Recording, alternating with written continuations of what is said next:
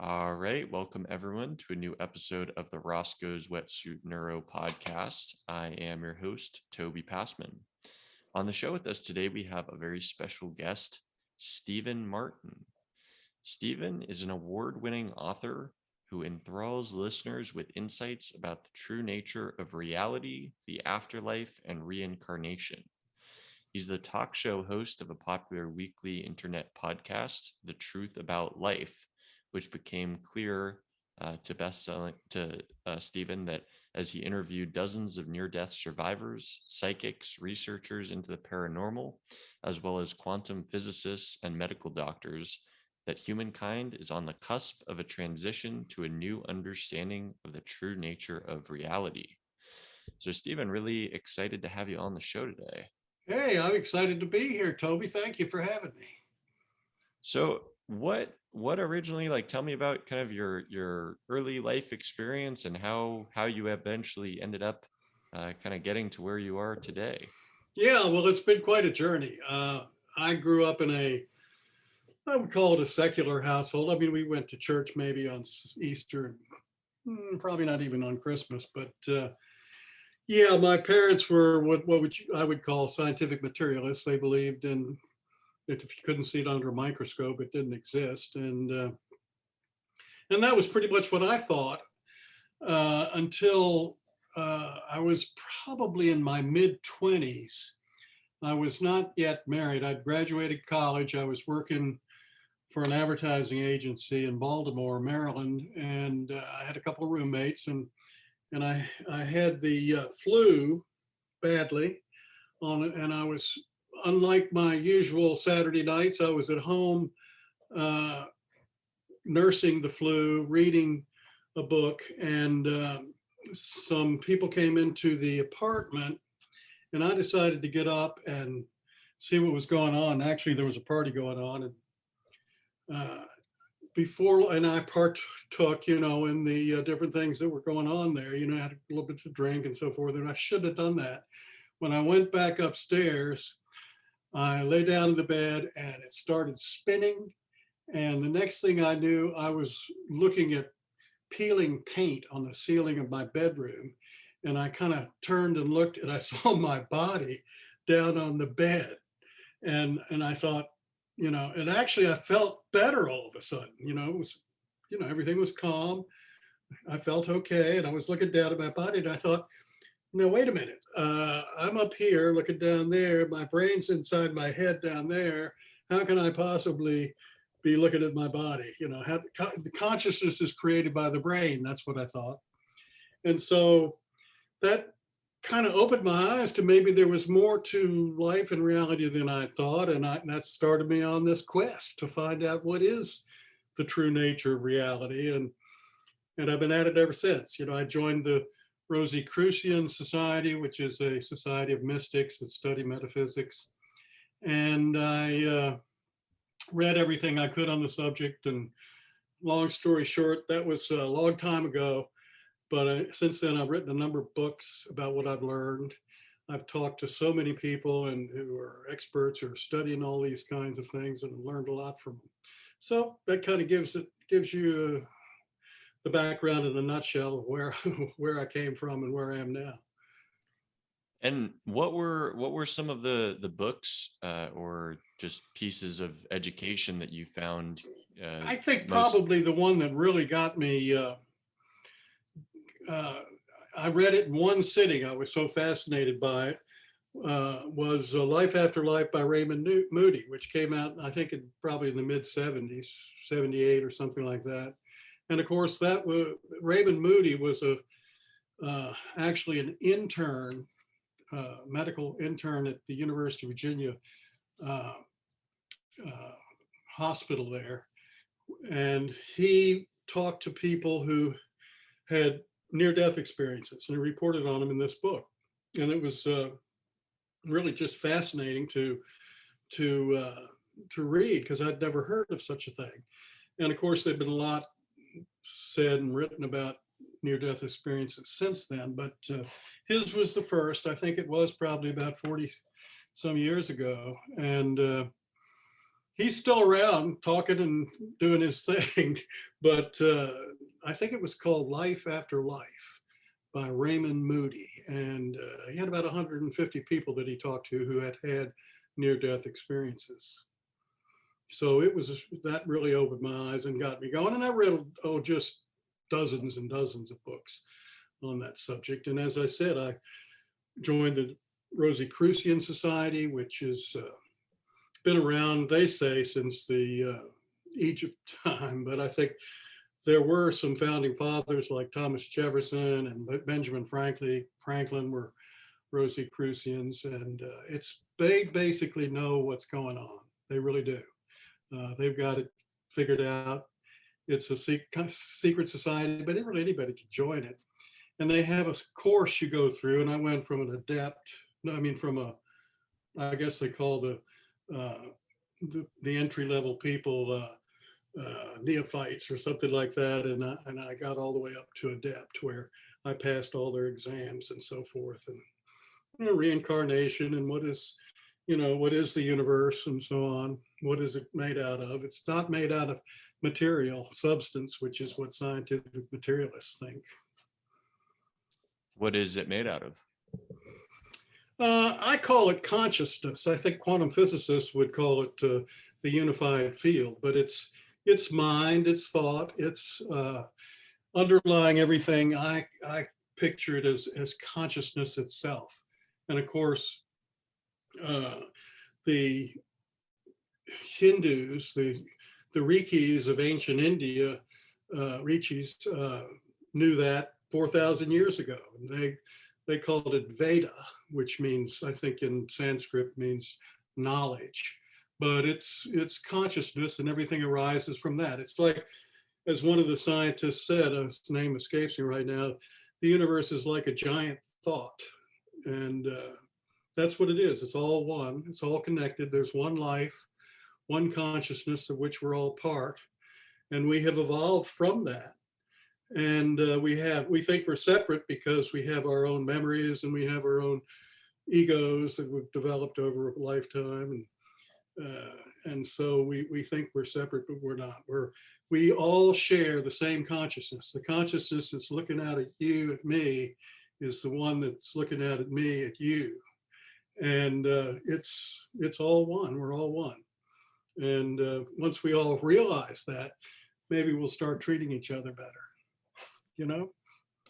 So why do we often experience that division where we don't feel that it is all one and connected? And then I guess the follow-up question to that is, how do we then have these experiences where we can experience that kind of collective consciousness or coming together? Well, that's a good question. Excellent question. And I would say the main reason we think we're separate and we have that sensation or feeling that we're separate is that we each of us have an ego that has developed over this particular lifetime. And its whole job is the ego's job is to survive. And I think it probably evolved as part of our evolution as human beings, because, think back when we were like Bushmen or on the African savannah, where we were, it was a pretty tough life. And we had to worry about where the next meal was coming from. We had to worry about our neighbors barging in and taking our stuff. And so we developed these egos that worry about things, not only what do other people think, but where's our next meal coming from? And it is like a voice in our head that's telling us stuff that really is, in this modern society, often not very helpful. But it's there. And so what you need to do, if you want to experience the fact that we are all one and have that sensation, it's not always easy to do, but you start by saying, who am I? And I am. And I am, that I am word is sometimes will take you back to that, what I call the objective observer, the observer that can kind of step out of your body or put on onto your shoulder and kind of observe you going about your daily business and think about what you're thinking about. I mean, our thoughts are not our own. I mean, we can actually think about our thoughts. We can step back from them and think about, why am I thinking that? Or what, why is my ego telling me to do that? And, that's not going to be helpful. There's a moment between, something happens, someone insults you, for example, and, your reaction is to, strike back. But there's a moment between the time you're insulted and the time you react where you can stop yourself and say, I'm not, that's not me. I'm not going to do that. And to me, that shows that there's something beyond the ego that is the real you. And that is that objective observer that is part of that unified consciousness that we're all part of. I have had the sensation of oneness, and I've only had it really one time, but it was absolutely magnificent and impactful, where for a few minutes, I felt like any question I had, I could get the answer. I was connected to the infinite mind, if you will, that so that I, the meaning of life, everything was right at my fingertips. And when it happened, I happened to be kind of lying back on an armchair in my backyard, and everything around, the shrubs, the trees, all, I could see the aura around them. And I had the sensation that there was what physical reality was the outside of something very vast that's really on the inside of everything. And that didn't last more than about 3 or 4 minutes, but it was enough for me to realize that that is possible. And people do have that experience. It's, I think, Joseph Campbell called it a feeling of mystery. And he said that anybody who's had that feeling of mystery knows there's a dimension of the universe that's not available to our senses. So there you go. Is there a reason that you think we can't access that state more often? Why it's so elusive to have those sort of mystical or transcendent experiences? Yeah, I think it's the ego, and I think that the ego is always, its job is to fight for survival. It doesn't want to let go. It it has kept us evolving for many millennia. I think the first Homo sapiens probably existed a couple 100,000 years ago, and we managed to survive when a lot of our other cousins, like the Neanderthals and all the other ones that have come to light in the last 20 years or so, died off. So we're the end of a long chain of evolution, and we made it to the top. And I think one of the reasons is we have egos, but now it's time for us to realize the ego isn't always our friend. Now, I mean, it's not like maybe if we still lived in the bush in Africa, it would be helpful, but in modern 21st century society, it can get us into a lot of trouble. So, Stephen, one topic I wanted to ask you about. I saw in your bio you could talk about the meaning of life according to the famous psychic Edgar Cayce. Edgar Cayce, yeah. Sure. Edgar Cayce is a fascinating character. I don't know if you know about it, but if you're listeners, I'll just quickly tell you that he lived from 1877, I believe it was, till 1945. He was born in Hopkinsville, Kentucky. He grew up on a farm, and he was able to go into a trance, a self-induced trance, which he did every day for many years to answer questions that people put to him, mainly about health issues. What happened was that he had been a salesman in a bookstore, and he got laryngitis. And laryngitis, of course, he couldn't talk, so he wasn't very good at sell books. And so he happened to, at that time, back in the, I guess, the 20s or the teens, they had vaudeville shows come through towns. And one came through the town he was in, and the hypnotist was part of that vaudeville show. And someone suggested that he ought to get the hypnotist to hypnotize him to see if he could cure the laryngitis. So the hypnotist did hypnotize Edgar Cayce. And while he was under hypnotism, he was able to speak normally. But when he came out of it, even with the post-hypnotic suggestion, he still had the laryngitis. So his doctor told him, why don't you try to, hypnotize yourself and see if you can, get over this thing. And so he did.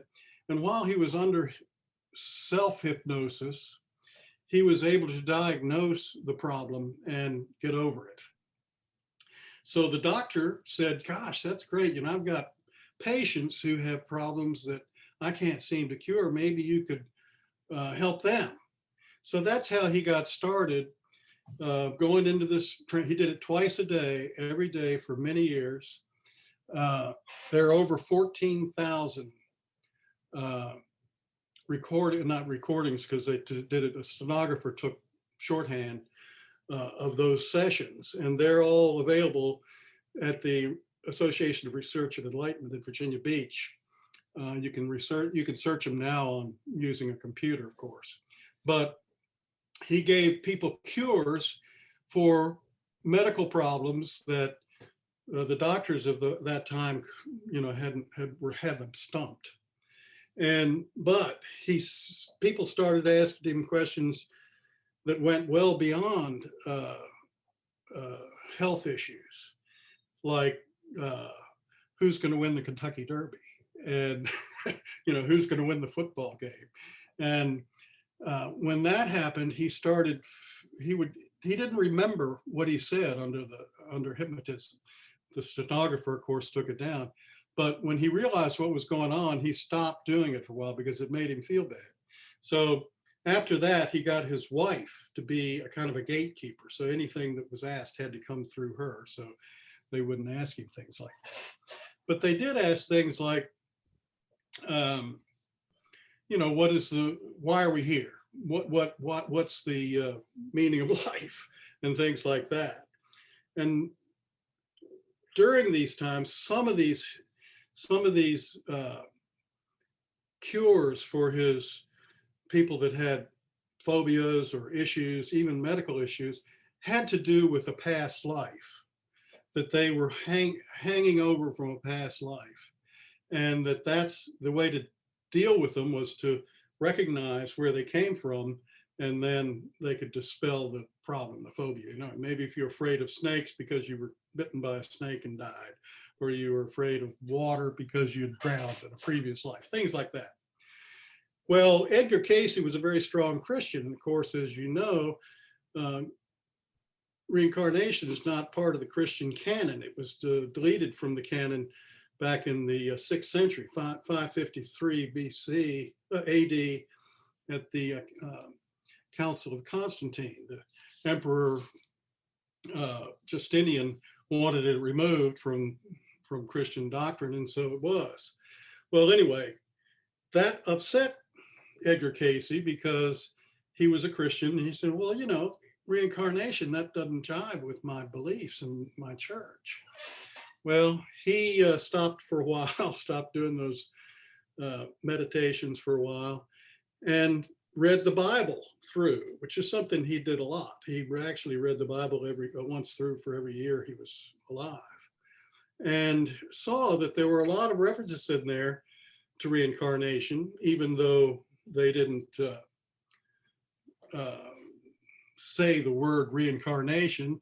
Things like, Jesus asked his disciples, who do people think I am? And Jesus said, his disciples said, well, some think you're John the Baptist, and others think you're Elijah or one of the prophets. Well, Elijah and the prophets lived 400 years before Jesus. So that's obviously a reference to him coming back from that previous life to be there. So anyway, long story short on what the meaning of life is, we, according to Edgar Cayce, incarnate one time after another, and the earth is a school, and we come here to learn and evolve. Evolution is really the meaning of life. We are evolving. We've evolved, and he doesn't say this, I say this, we've evolved from one cell animals in the sea to the top of the food chain where we are now. And we are continuing to evolve. And probably the best way to put it in a nutshell is if you've ever seen the movie Groundhog Day, where Bill Murray's character starts out as a real jerk who's, just totally self-centered and unconscious, and goes through an infinite number of Groundhog Days where all the same problems present themselves, and each time he deals with them a little differently, until finally at the end of the movie he deals with them in the right way, in a good way, in a compassionate way, and does everything works out. That's when he finally gets to move on to the next day, February 3rd. He even gets the girl. And so that is kind of what life is about. But the meaning of life is evolution. And we are here learning. You have to admit, life is full of problems. The Buddha said life is suffering, and there's no way around it. But those problems give us opportunities, like they did Bill Murray's character, to learn to react to them in the right way and to move on. So that's the meaning of life. That's why we're here. And we're evolving eventually, according to Cayce and many others, eventually we will return to the source when we evolve enough, and we may even become universes of our own. What do you think, obviously it seems like some people kind of fail to evolve, they face the same challenges on a repeated basis and continue confronting those in the same way, whereas other people, are evolving and growing. Like, what do you think is what distinguishes those who are able to grow and evolve from those who aren't? Well, that's a great question too. Excellent question, because think about it. In the East, that would be called karma. You meet your karma. Until you overcome the karma, and that's something really that Edgar Cayce talked about too. People think of karma as you do something bad and something comes back to you that's bad, and to an extent that's true, but that's a very shallow way of looking at it. What it is problems come to you because of your mindset and who you are. And if you want to overcome the problems, you've got to tackle them in a different way than you've been doing, or they'll keep coming back to you. Now, an example would be, let's take someone, man or a woman, who continues to attract someone to them who abuses them.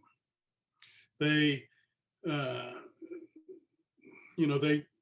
abuse them either physically or psychologically, and it happens over and over and over again. You see this sort of thing happen. Well, what's that? Why does that person attract that kind of an individual to them? Why is that their karma? It's their karma because they must have a low opinion of themselves, and they must then be attracting people who hold the same low opinion that they have of themselves. And until they start realizing that they're a divine creature, a human being who's, again, to use the same analogy, top of the food chain, and a powerful spiritual being having a physical experience, until they realize that they're much more than they've been giving themselves credit for, they're going to continue attracting someone like that to them. So that's how they overcome that karma and move on. Do you see what I mean? I do. Um, Stephen, moving on to, I wanted to ask you about your kind of beliefs about reincarnation and the afterlife in general. Uh, uh, what is your take on that? Well, I do think that reincarnation is a fact. The University of Virginia has a division, I think they call it, called the Division of Perceptual Studies. And they have been studying children's memories of past lives since around the early 1960s, almost 60 years. Ian Stevenson was the man who started that. And they have over 2,500 cases of children who remember past lives. And they're continuing to do that today. The man who took over from Ian Stevenson is named Jim B. Tucker. He's also a psychiatrist, an MD, child psychiatrist. And I've interviewed him twice. And he's written several books. Stevenson wrote several books. But anyhow, there is huge amount of evidence that these children, at least, were somebody else in a past life, that they recall their names and dates and places and things that happened and stuff like that, that is just too much for it to be coincidence or even, any kind of trickery. Too many and too much information. So it looks like to me that it's a fact. And it makes sense and fits with what people like Edgar Cayce say, what the Rosicrucians believe. Again, Thomas Jefferson, Ben Franklin, those people realized that reincarnation was a real thing. In fact, it's on Benjamin Franklin's tombstone about how this old book is worn out, but he'll be back, or something like that. I'd have to look it up to find out the real words. But it is. We incarnate over and over again, and we apparently pretty much pick our parents and our place where we're going to incarnate and the situation we're going to incarnate into in order to be exposed to particular lessons that we feel, as we're looking on the other side, that we need in order to evolve. Now, sometimes we don't live up to what we thought we were going to do before we got here, because there's this thing called the veil of forgetting, which is part of the system where most people do not remember past lives. I do have friends and know people who, as adults, remember past lives, but it's very rare. And even among children, it usually only occurs with those who, at least the vast majority of the children who remember past lives that the University of Virginia has studied, died some sort of unnatural death in the kind of a short, their life was cut short, and they came back quickly. Usually I think the average is within 15 months of the previous death, and 9 months had to be spent in their mother's womb. So yeah, they were murdered, they killed in the war, they were killed in an automobile accident, something that cut their life short. So they apparently want to get back quicker and finish whatever unfinished business they had. But most of us, according to the Rosicrucians, the average span between births is 140 years. Now that's average. It can be much longer. And obviously, according to University of Virginia, it can be a whole lot shorter. But so if you live 70 years, you'd spend 70 years between lives before you incarnated again, on average. And that seems to make sense to me. But anyway, what the purpose of it is to learn, to evolve. And in between lives, I think we spend that learning. We usually have a group of people, group of souls that we're part of that are about the same level of evolvement or evolution as we are. And we often incarnate with those people, not necessarily the same relationship each time. Your mother in this life could have been a daughter in another, and your son could have been your father in another, and that sort of thing. I have gone out to the School of Metaphysics in Missouri a couple of times and had past life regression things done, and I've I know who some of my uh, relatives and children and so forth were in previous lives, and it's interesting because we're all trying to help each other evolve, even though we don't realize it. Now that we do, though, maybe we could go a little faster. Does that answer your question? It does, yes. Stephen, I wanted to next ask you about, so you've written quite a few books, several of which uh, you've had best-selling books and won prizes for. And I just wanted to ask you, is there a specific book that stands out as your favorite that you've written? Yeah, I think the one that has probably sold the most copies and has gotten the most interest and could be the most helpful to anyone who's interested in what we've just been talking about would be, well, there's one, it's called Life After Death, Powerful Evidence You Will Never Die. Life After Death, Powerful Evidence You Will Never Die. And that gives a lot of information about, not only quantum physics and how that suggests what we've been talking about, but also the research done by the University of Virginia and all that.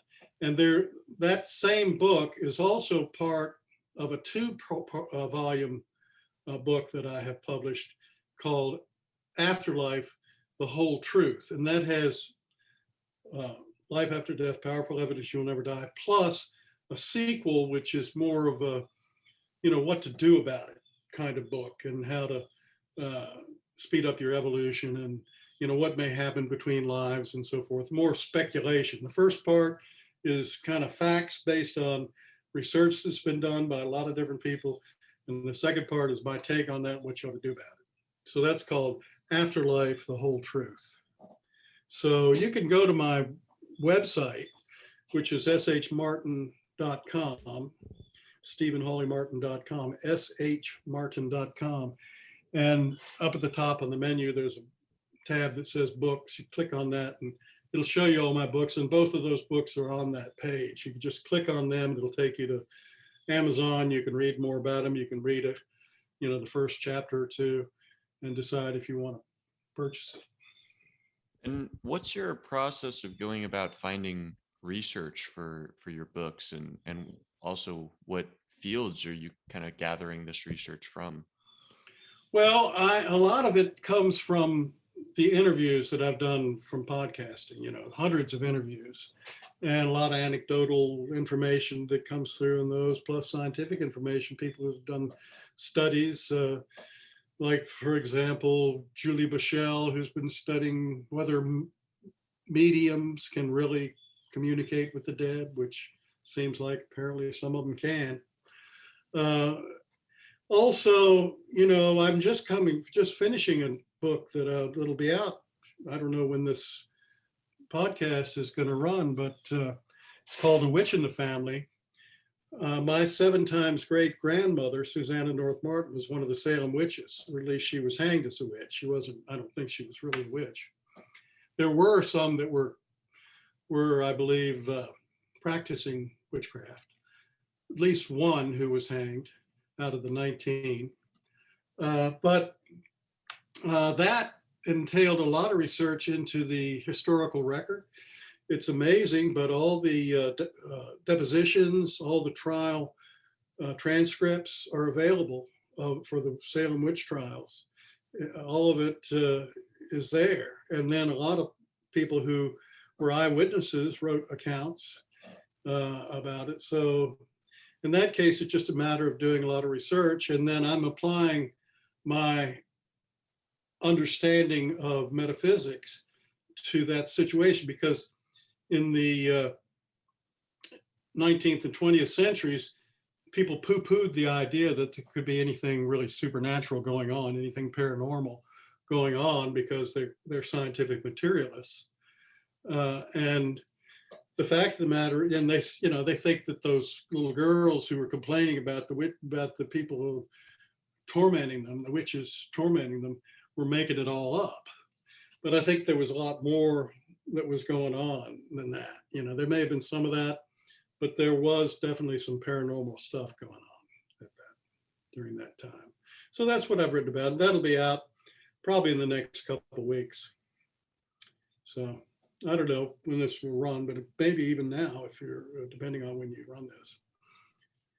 And what's your process in terms of actually like when you're getting ready to write a book or in the process of writing a book, does this stuff kind of all fit together naturally somehow in your head, or like how it Yeah, seems yeah, like you're just synthesizing so much different complicated information into, into a coherent book?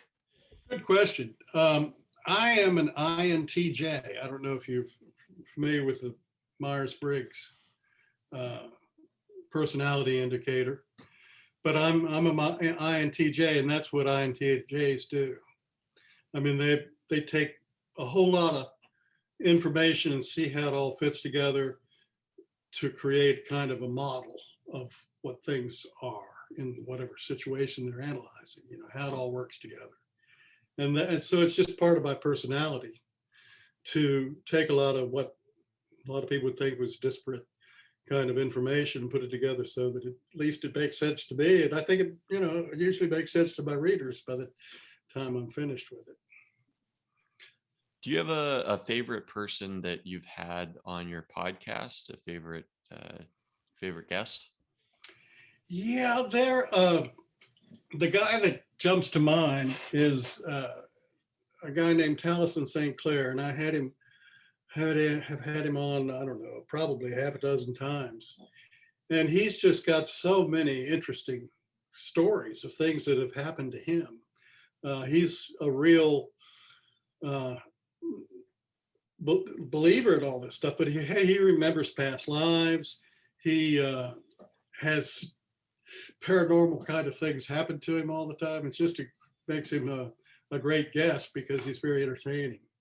And then the other one would probably be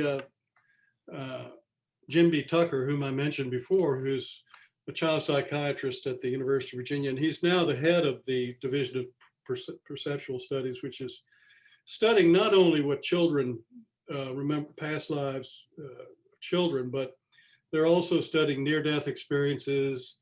They're studying memories of, well, apparently one phenomenon that they're studying is that often people who are Alzheimer's patients or have been in a coma for a while before they die will become very lucid right before they pass.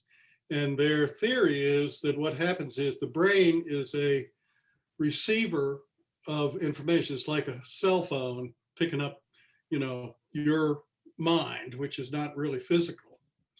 And what happens as the brain dies, it lets loose of its grasp. And so that in the last day or hours before death, often these people become lucid. And this happened to my grandmother when she died, where she had dementia and had been in a coma. And hours before she died, she came out of it and she talked to people and she, you know, said her goodbyes and she went, you know, and that jives with what they're saying. So anyway, Jim B. Tucker is now the head of that division and makes a fascinating interview. You might want to get him on your podcast. Is that that sort of experience of the lucidity right before death, does he talk about it at all being related to DMT? Because that's one of the molecules that I've heard is released both when we are born, You know, along when I we haven't die. heard him talk about that. The one I heard talk about and give some actual examples of that is a fellow, and you could also interview him. I have not interviewed him, but he probably would be happy to be on your show because he's got a book out now. I can't think of the name of it, but his name is Bruce Grayson. And he was the former head of that department before Tucker took over, but he's still very active. I've seen YouTube videos of him being interviewed.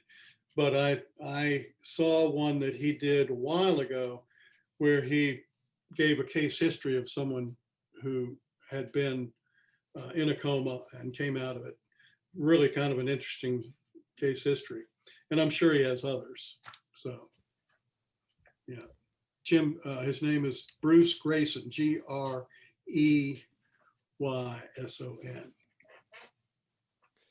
Well, Stephen, we're approaching the end of the show, but is there anything that we haven't covered yet related to anything metaphysical, consciousness, reincarnation, death, anything that you think is really important for the listeners to hear before we go? Well, I think one of the things that is really important and a really good reason to read the books I've mentioned, and again, my website is shmartin.com, is that I have lost any fear of death.